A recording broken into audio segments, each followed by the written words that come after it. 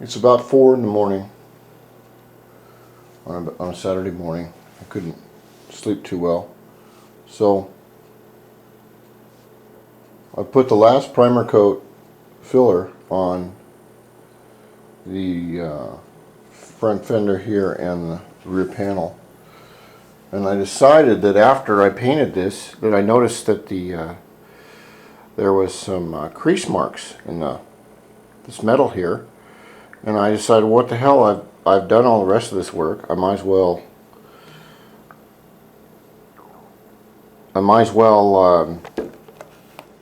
take these out while I'm at it. And I have to be aware that this metal does bend down here and on the other side over here. So it may have an effect on the paint, because paint doesn't bend. Paint bends a little bit. I would say enamel bends.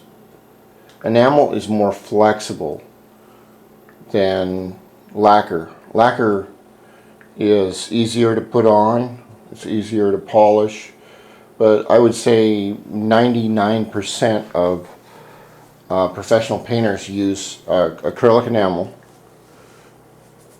and they use a catalyst or a hardener, which speeds up the process. Instead of 3 weeks for hardening the paint, you have it does it in about 6 hours. That way a professional painter can paint a car, the next day come in, unwrap it, put it all back together and get it out. Now I'm sorry my lighting isn't too well. Lighting is very important to a painter. Light and heat, so you can see what you're doing. Now remember, we had a lot of scratches around here. What I like to do is take the panel up in the light and look at it at all different angles. Okay, because then you can see little flaws if you look for them. Another good idea is, if you have a significant other or a friend, so I can see a little flaw right in here. I don't know if you can see that, but it's where the spot putty is. But the sealer will seal that up, no problem. And generally, I'm happy with it. My next step is on this big piece will be to wait. And since I'm going to seal the primer, and what it means is I'm going to seal it. If we look at what we have on it right now, the primer filler, it's kind of porous, like a sponge, a little bit. Okay, what a primer sealer does is it seals the top coat so that you have, when you put the paint coat on, you have a more uniform coverage, a uniform surface that the paint will reflect off of. I don't know if I'm putting that right.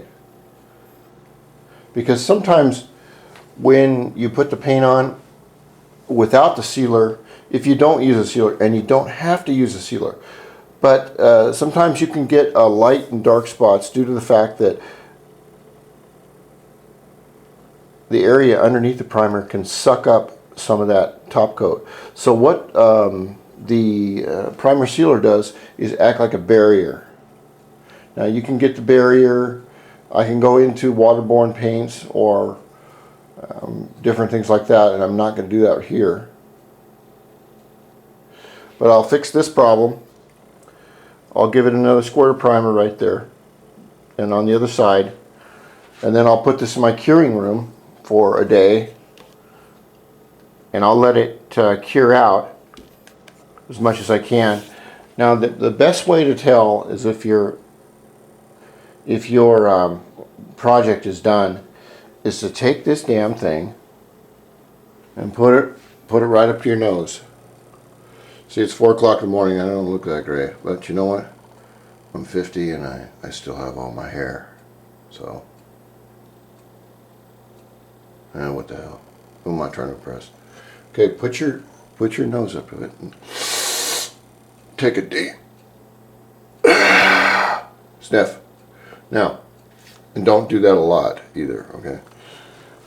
If you can smell anything coming off these panels, that means that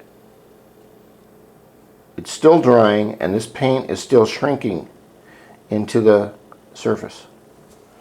And as it shrinks, then it doesn't do you any good to sand it beautifully smooth, because in 2 days, high and low spots are gonna come out. So sorry about my hair, but I'm 50 years old and I really don't give a shit anymore. What are you, cat? All right, I hope you learned something, my friends.